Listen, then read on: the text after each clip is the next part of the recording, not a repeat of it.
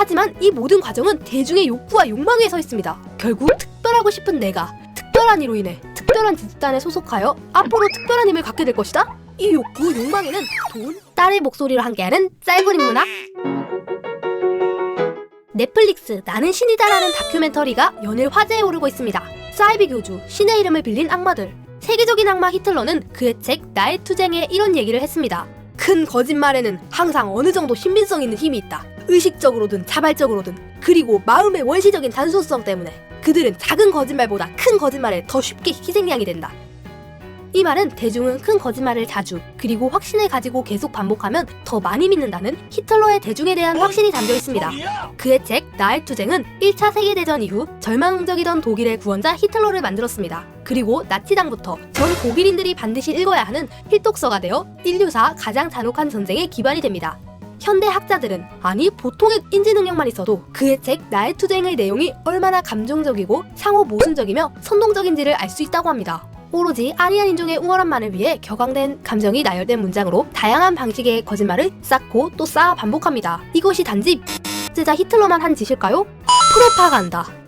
사이비 교주들도 같은 방식을 사용합니다. 그들은 어떤 복잡한 문제도 단순화시킵니다. 감정적이고 격앙된 언어를 사용하여 생생한 이미지를 만들어내고 표현합니다. 그리고 목적하는 메시지에 반복, 집중하게 합니다.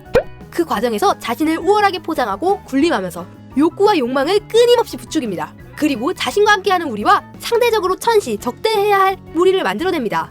하지만 이 모든 과정은 대중의 욕구와 욕망에 서 있습니다. 결국 특별하고 싶은 내가 특별한 이로 인해 특별한 집단에 소속하여 앞으로 특별한 힘을 갖게 될 것이다. 이 욕구, 욕망에는 돈, 명예, 지위 등등 많은 것이 있습니다. 이런 개인들의 욕구와 욕망 위에 독재자나 사이비 교주 같은 이들은 자신만을 위한 성을 쌓습니다. 이런 일들은 어떻게 경계해야 할까요? 아크는 그런 독재자나 사이비 교주들의 문제는 개인의 책임이나 사회의 책임이 전부는 아닌 것 같습니다. 하지만 반대로 개인의 책임과 사회의 책임이 전부인 것도 같습니다.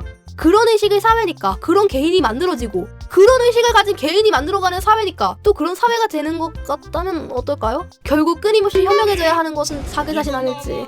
자신만의 생각, 행동, 생활 방식 등등에 대해 확신하고 자신과 다른 사람들의 다양성을 인정하고 상호 존중할 수 있는 사회가 기반이 된다면 어떨까요? 그렇다면 적어도 욕망을 자극하는, 목적의 일관성만 있는 모순과 논리 부족 등은 좀 더 분명하게 판단하고 대처할 수 있지 않을까 싶은데 어떠신가요? 물론 이것은 아크의 생각. 공부는 아빠, 아니 아크가 할 거예요. 재미있게 인문학을 사용해봐요. 우린 잘하고 있어요. 당신의 삶을 응원합니다.